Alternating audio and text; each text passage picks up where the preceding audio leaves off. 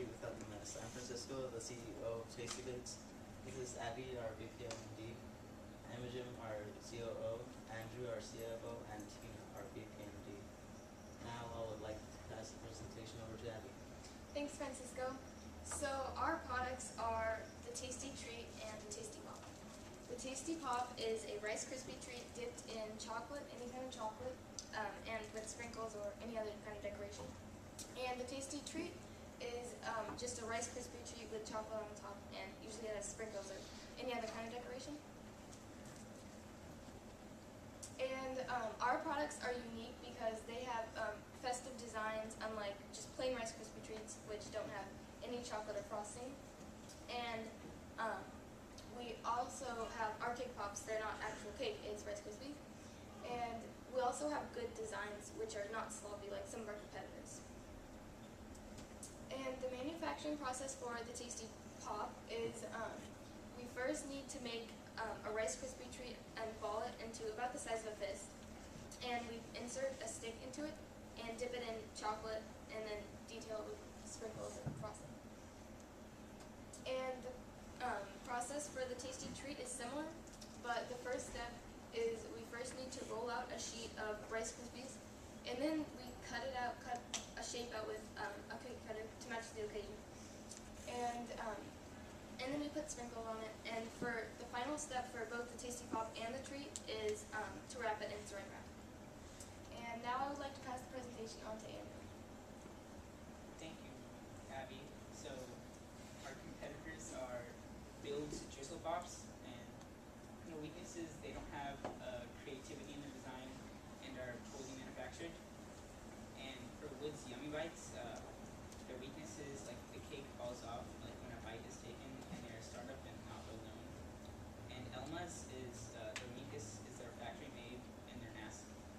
So now I would like to pass the presentation on to Francisco. For our competitors, well, we have style and you know what kids at our school want to buy. Our homemade quality Rice Krispies are like neater and like not so messy. When you bite into our pops, they don't like fall apart or anything, so yeah, that's good. Our target customers want to buy our good tasting well designed pops and tasty treats. Now I would like to pass the presentation on to Andrew. So our target market is kids and students from ages 8 to 18, but we think that anyone would enjoy our Tasty Treats and Tasty Pops. And we chose this target market because we're included in this market, or in the target that we want to sell to, so we know what they want. And so we made a survey, and based on the people that took it, we found out that most people like the color pink, so we plan on using that the most in our designs and in our decorations. And I'll now pass the presentation on to Tina. So we'll be selling our product as Fully Vans Chroma Store and Glinda's Fudge and more.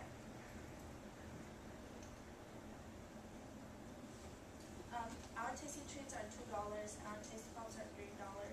And our promotion is 2 Tasty Pops for $5 and 2 Tasty Treats for $3.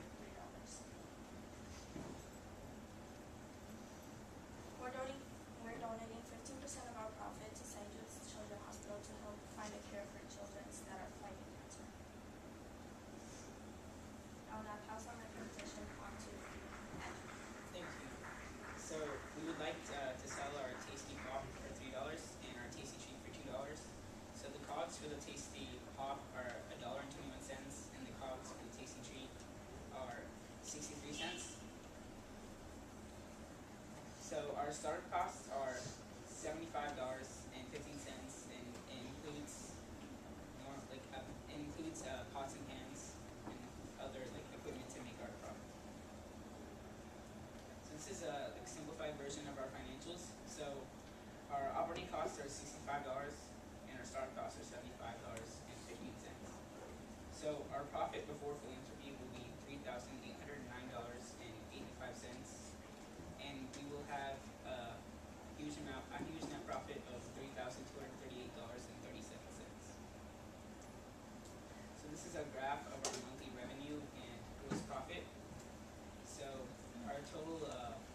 revenue will be $6,250, and our total gross profit will be $3,950. So this is a graph of our net profit. So we plan on making more in December because it is the holiday season and we will also be selling at the holiday bazaar. We also plan to make more in February because it is Valentine's Day, and we also plan to make more in May because it is Mother's Day. So in order to reach our break-even point, we need to sell 394 of either units of either the Tasty Pop or the Tasty Treat. So now I'd like to pass the presentation on to Francisco. So that's how our team pops. Do we have any questions?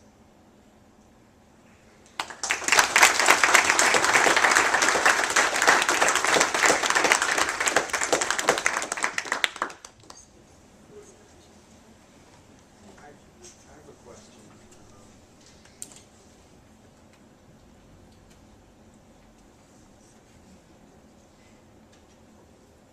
For any of you, I guess, why both the Tasty Treat and the Pop, as opposed to focusing on one? Well, Tasty Pops, they're bigger, and maybe someone might not want that much, and so a Tasty Treat is just handier.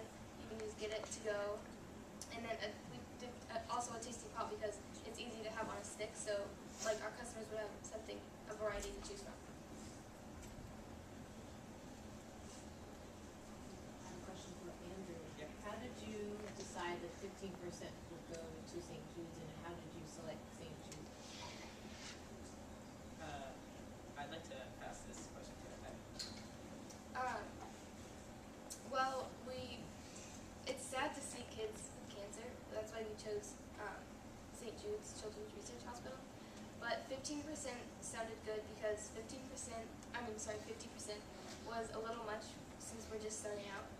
And we didn't want something too low because they need some more money to research and stuff. Question for Andrew.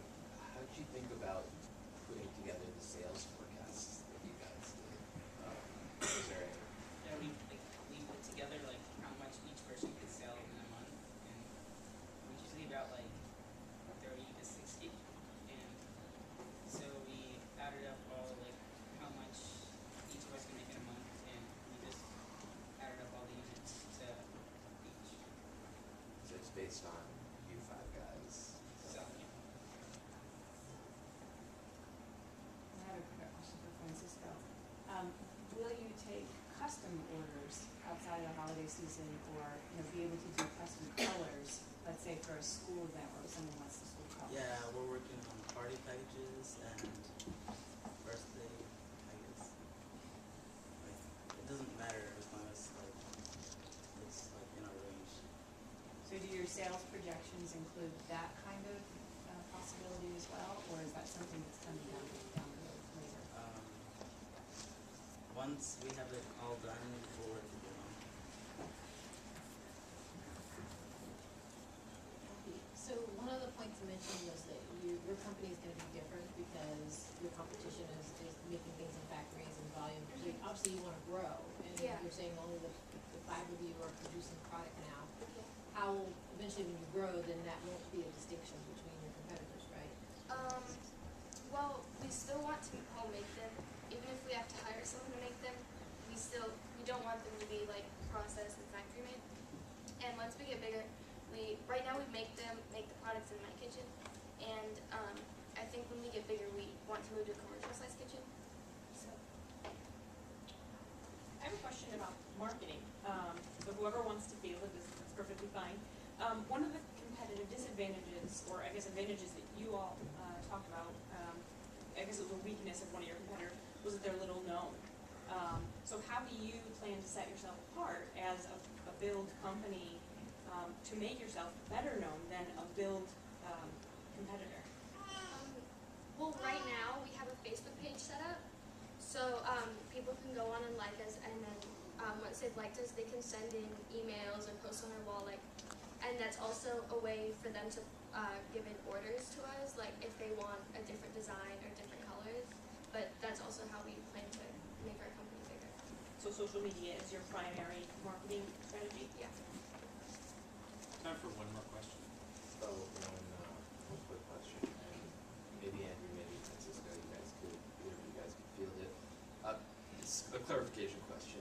Are you guys putting together the product to order right now, or are you building or putting together another product in advance and storing it? And how have you guys thought about that?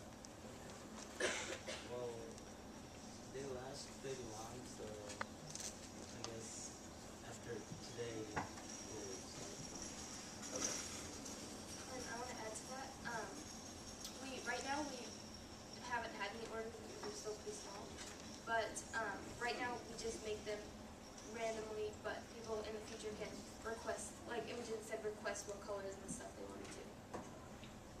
And the storing of the end product as you guys start to build more and more and more? Yeah, they can store well in the fridge. Okay. That's all the time we have. Big round of applause for Kate.